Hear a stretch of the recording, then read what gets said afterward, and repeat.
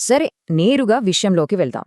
ఆంధ్రప్రదేశ్లోని వెలుగుపల్లి అనే ఒక చిన్న గ్రామం నుంచి వచ్చిన ఒక అద్భుతమైన కథను ఈరోజు మనం విశ్లేషించబోతున్నాం. ఇది మామూలు కథ కాదు సుమా. అసాధారణమైన పట్టుదల, కష్టాలను ఎదిరించి నిలబడిన తీరు, అలాగే ఒక గురువు ఇచ్చిన మార్గదర్శకత్వం, ఇవన్నీ కలిస్తే ఒక విద్యార్థి జీవితం మట్టి నుంచి వెలుగులోకి ఎలా మారుతుందో చెప్పే అద్భుతమైన ప్రయాణం ఇది. ఓకే, ఈ స్ఫూర్తిదాయకమైన కథలోకి మనం వెళ్దాం. నాన్నా, నేను పనిచేస్తాను, కాని నా చదువును మాత్రం వదలను. ఈ మాటలు వినగానే మనకు ఏమర్థమవుతోంది? ఇవి రాము అనే ఒక పేద రైతుబిడ్డ అన్న మాటలు. తీవ్రమైన పేదరికం, పూట గడవడమే కష్టంగా ఉన్న పరిస్థితుల్లో ఏ పిల్లాడైనా సరే తన ఆటపాటలు, చదువు వదిలేసి పనుల్లో పడిపోతాడు. కాని రాము అలా చెయ్యలేదు. పని చేసుకుంటూనే చదువుకుంటాను అని చెప్పడంలో ఆ చిన్న వయసులోనే అతనికి భవిష్యత్తు మీదున్న క్లారిటీ, చదువు పట్ల ఉన్న ఆకలి మనకు స్పష్టంగా కనిపిస్తోంది గదూ.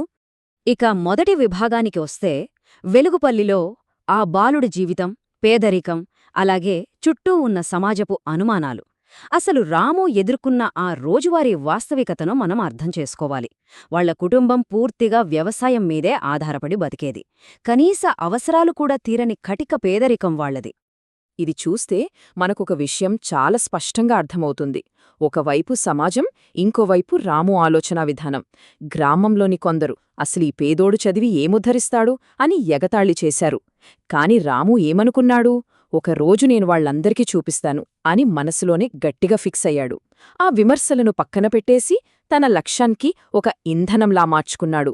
నిజంగా ఇది చాలా గ్రేట్ కదా. రెండవ విభాగం, ఒక గురువు సమయానికి చేసిన సహాయం, ఆ మెంటార్ ప్రభావం. ఇక్కడే కథలో అస్సలైన టర్నింగ్ పాయింట్ వస్తుంది. ఏ గొప్ప విజయం వెనకైనా ఎవరో ఒకరి సపోర్ట్ ఖచ్చితంగా ఉంటుంది. రాము జీవితంలో ఆ రోల్ ప్లే చేసింది అతని స్కూల్ టీచర్. ఈ మూడంచెలు రాము జీవితాన్ని ఎలా మార్చేశాయో ఒక్కసారి ఆలోచిద్దాం. ఫస్ట్, ఆ ఉపాధ్యాయుడు రాములోని టాలెంట్ని గుర్తించాడు. ఊరికే గుర్తించి వదిలేలేదు. చదువుకోడానికి అవసరమైన పుస్తకాలు కొనిచ్చాడు. అంతేకాదు, ఆ స్కూల్ ఫీజులన్నీ పూర్తిగా మాఫీ చేయించాడు. ఈ ఒక్క సహాయంతో రాము ముందున్న అతిపెద్ద ఆర్థిక, సామాజిక అడ్డంకులన్నీ తొలగిపోయాయి. అంటే ఆ గురువు వేసిన ఆ ఒక్క అడుగు రాము భవిష్యత్తుకు ఎంత స్ట్రాంగ్ ఫౌండేషన్ వేసిందో మనం అర్థం చేసుకోవచ్చు. అసలిక్కడ కీలకమైన పాయింట్ ఏంటంటే, ఆ గురువు రాముతో ఒక మాట అన్నాడు. రాము, నీలో చాలా ప్రతిభ ఉంది, నేను నీకు సహాయం చేస్తాను. ఈ ఒక్క మాట అతనికి ఎంత మోరల్ సపోర్ట్ ఇచ్చుంటుందో ఊహించండి. సొంత ఊరు ఎగతాళి చేస్తున్న టైంలో తనను నమ్మిన ఒకే ఒక్క వ్యక్తి ఆ గురువు. ఆ మెంటర్షిప్ రామ్కు అక్షరాలా ఒక ప్రాణవాయువులా పనిచేసి అతన్ని ముందుకు నడిపించింది. మూడవ విభాగం, అంతిమ పరీక్ష. అదే కరువు. పరిస్థితులు ఎప్పుడూ ఒకేలా సానుకూలంగా ఉండవు. రాము పట్టుదలను టెస్ట్ చేయడానికి ఏకంగా ప్రకృతి కూడా సిద్ధమైంది. ఆ ఊరిని, రాము కుటుంబాన్ని ఒక భయంకరమైన కరువు వణికించింది. ఇది ఈ కథలోనే అతి పెద్ద అగ్నిపరీక్ష. రాము, ఇక చదువు ఆపే బాబూ, మనకు పూట గడవడమే కష్టంగా ఉంది. వాళ్లమ్మ అన్న ఈ మాటలు వింటేనే ఆ కుటుంబం ఎంతటి దీనస్థితికి వెళ్ళిపోయిందో తెలుస్తోంది. కడుపు నింపుకోవడమే ఒక పెద్ద పోరాటంగా మారినప్పుడు ఈ భవిష్యత్తు, కలలు ఇవన్నీ చాలా చిన్నవిగా అనిపిస్తాయి.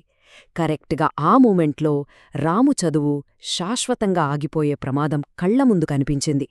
ఈ కరువు రాము దినచర్యను ఎలా మార్చేసిందో చూద్దాం. ఉదయమంతా పొలంలో కఠినమైన పని, సాయంత్రం ఒక చిన్న దీపం వెలుతుర్లో చదువు. ఆ కరువొచ్చిన ఏడాదైతే చుక్క వర్షం లేదు, ఇంట్లో తినడానికి ఒక ముద్ద కూడా లేదు.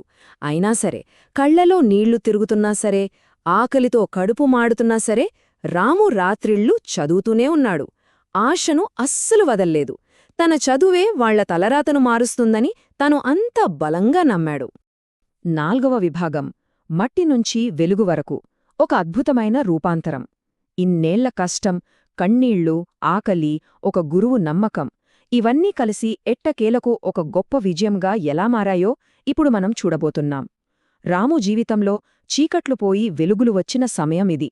ఆ దీపం వెలుతురులో ఆకలితో చదువుకున్న ఆ పేద రైతు బిడ్డ కాస్త ఒక గొప్ప ఇంజనీర్ అయ్యాడు. ఒక మంచి ఉద్యోగాన్ని సంపాదించాడు. దీంట్లో అన్నింటికంటే హైలైట్ ఏంటంటే, ఇంత సక్సెస్ వచ్చాక కూడా తన మూలాలను మర్చిపోకుండా తిరిగి తన సొంత ఊరు వెలుగుపల్లికి వెళ్లాడు. అప్పుడు అతన్ని చూసి నవ్విన వాళ్లే ఇప్పుడు ఏంటి ఇతను మన రామేనా అని ఆశ్చర్యపోయారు. అతని ట్రాన్స్ఫర్మేషన్ వాళ్ళందర్నీ నిజంగా విస్మయానికి గురిచేసింది. 5వ విభాగం మూలాలకు తిరిగి ఇవ్వడం. ఈ కథలో ఉన్న ఇంకో గొప్ప విషయమేంటంటే, ఈ ప్రయాణం కేవలం ఒకరి సక్సెస్తో ఆగిపోలేదు. ఒకప్పుడు తనను అనుమానించిన ఆ సమాజాన్ని బాగుచేయాలనే ఒక గొప్ప ఉద్దేశ్యంతో రాము ఒక డిసిజన్ తీసుకున్నాడు. నేను ఎదిగినట్టు నా గ్రామం కూడా ఎదగాలి. అబ్బా, ఈ ఆలోచనా విధానం ఎంత అద్భుతంగా ఉందో చూడండి. జనరల్గా అయితే చిన్నప్పుడు తనను కామెంట్ చేసిన ఊరి మీద కోపం పెంచుకుంటారెవరైనా, కాని రాము అలా చెయ్యలేదు. చదువు అనేది ఒక మనిషిలో ఎలాంటి మెచ్యూరిటీని, విశాల దృక్పథాన్ని తీసుకువస్తుందో చెప్పడానికి ఇంతకంటే ఉదాహరణ ఏం కావాలి. అందరూ బాగుపడితేనే నిజమైన సక్సెస్ అని తను బలంగా నమ్మడు. ఇప్పుడు ఇక్కడ నిజంగా ఆసక్తికరమైన విషయమేంటంటే, తన గురువు తనకు చేసిన ఆ హెల్ప్ని రాము తన గ్రామం మొత్తానికి ఎలా తిరిగి ఇచ్చాడో చూడండి. తనలా ఏ పిల్లాడు చదువు కోసం కష్టపడకూడదని ఏకంగా ఊర్లో ఒక స్కూల్ కట్టించాడు.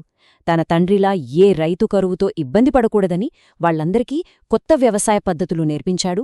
అలాగే తన ఇంజనీరింగ్ నాలెడ్జ్తో ఊళ్ళో ఉన్న ఆ నీటి సమస్యను పర్మనెంట్గా సాల్వ్ చేశాడు. ఇది కదా సమిష్టి అభివృద్ధి అంటే. అంతలా ఎదిగిన తన శిష్యుడిని చూసి ఆ గురువు ఏమన్నాడో తెలుసా? రామూ, నువ్వు నీకే కాదు, ఈ గ్రామానికే ఆదర్శం అని ఎంతో గర్వంగా చెప్పాడు. చూశారా, కథ ఎక్కడ మొదలైందో అక్కడే ఎంత అద్భుతంగా ముగిసిందో. ఒక పేద విద్యార్థి మీద ఆ టీచర్ పెట్టుకున్న నమ్మకం వమ్ము కాలేదు. రాము ప్రయాణం వెలుగుపల్లికి అక్షరాల వెలుగును తీసుకొచ్చింది. మొత్తంగా ఈ కథ మనకొక స్పష్టమైన సమీకరణాన్ని, ఒక ఈక్వేషన్ని నేర్పుతుంది. అదేంటంటే, కష్టం, దానికి తోడు పట్టుదల, ఈ రెండూ కలిస్తే ఖచ్చితమైన విజయమొస్తుంది. మన భవిష్యత్తును డిసైడ్ చేసేది మన పరిస్థితులు కాదు, ఆ పరిస్థితులను దాటడానికి మనం తీసుకునే నిర్ణయాలే మన తలరాతను డిసైడ్ చేస్తాయి.